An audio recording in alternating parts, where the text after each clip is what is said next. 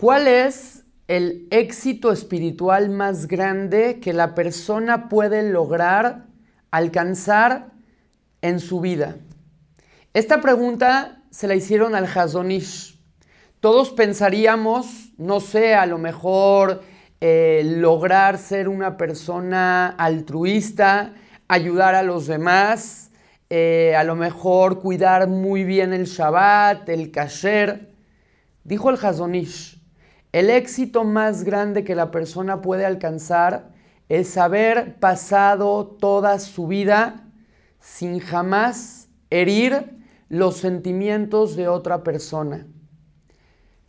Conocemos a mucha gente que de ninguna manera estarían dispuestos a robar o a engañar a otras personas o a hacer negocios sucios o chuecos.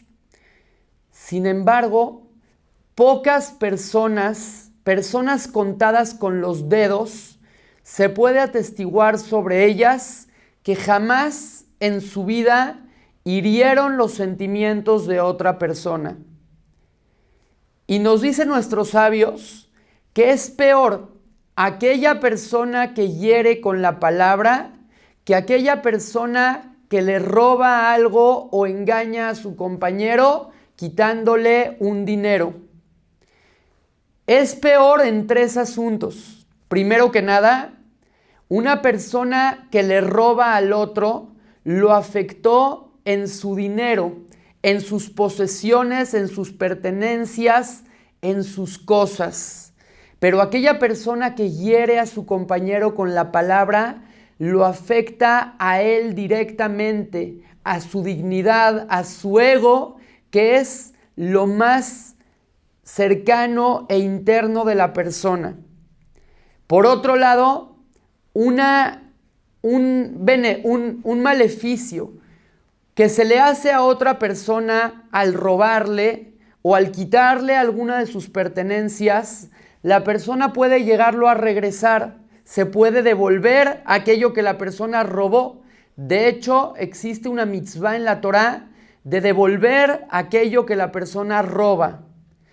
Pero cuando una persona hiere a su compañero con la palabra, entonces ya no puede devolverle esa pérdida que le causó. Y por último, es peor herir al otro con la palabra que quitarle dinero. Pues la Torá dice, Vellareta me lo queja. Con respecto a herir con la palabra, dice la Torá, cuidadito y hieras a tu compañero, yo soy Dios.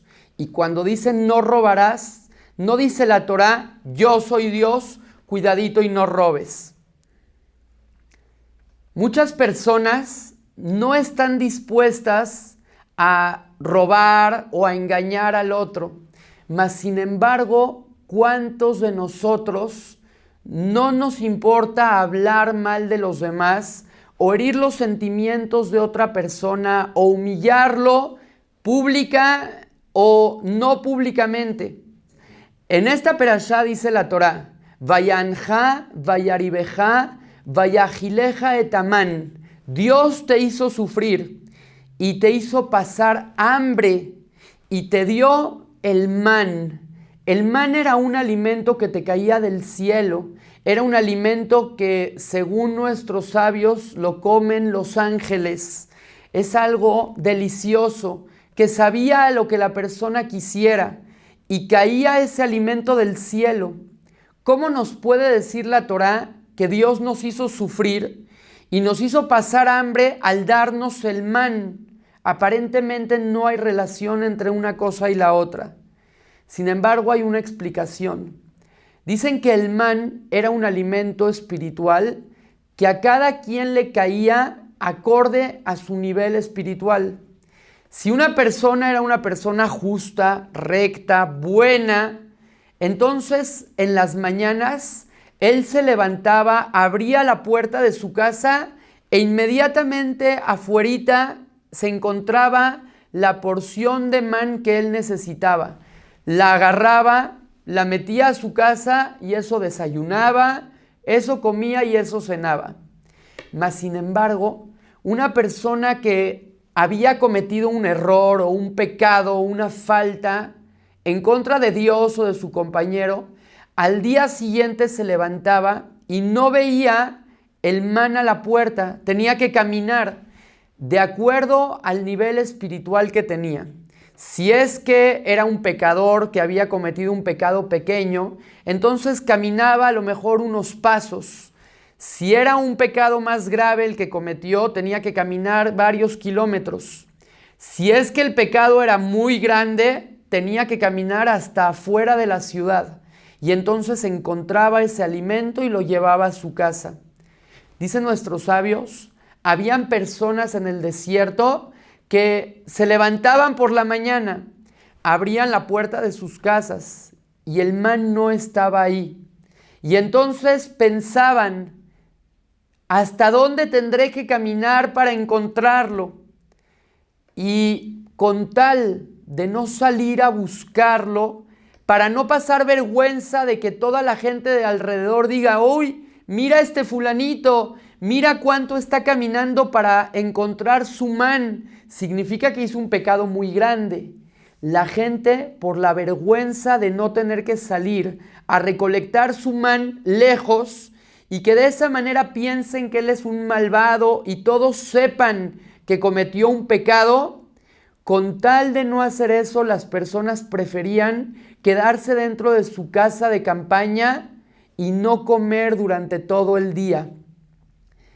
Y esto nos enseña que muchas veces las personas preferimos morir de hambre antes que pasar una vergüenza, antes que permitir que las demás personas nos vean mal.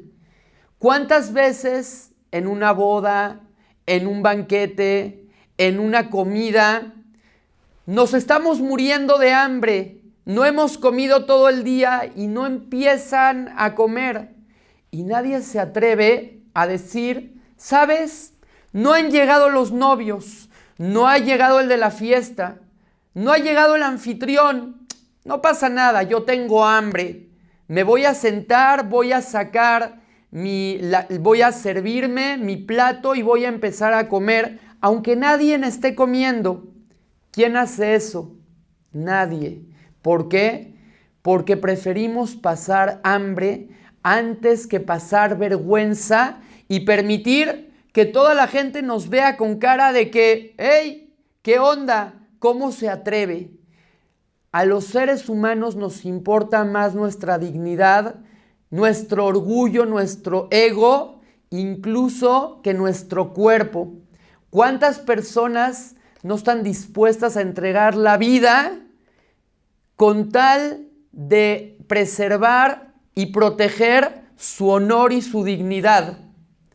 Y esto nos lleva a la siguiente conclusión.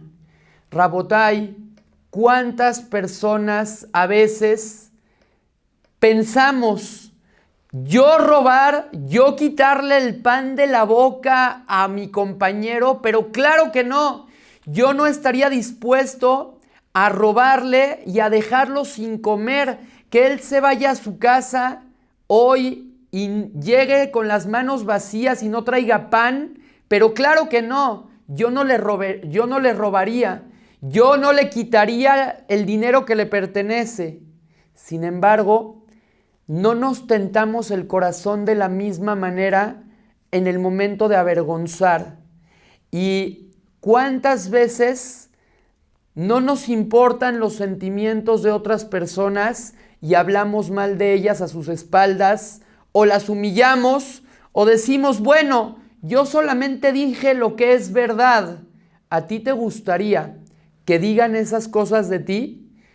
¿Estarías dispuesto a pasar un día de ayuno con tal de no pasar esas vergüenzas o de que la gente no hable esas cosas de ti? Claro que sí. Si es así, entonces ¿por qué hablar mal de otras personas? ¿Por qué humillar a la gente, a nuestros compañeros?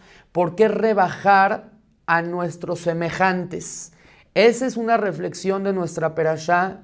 Ojalá que nos la podamos llevar para nuestra vida, que la podamos aplicar de la manera correcta y que eso nos ayude a que pronto Boreolam nos traiga la llegada del Mashiach Tzidkenu, Bimerabe Yamenu. Amén.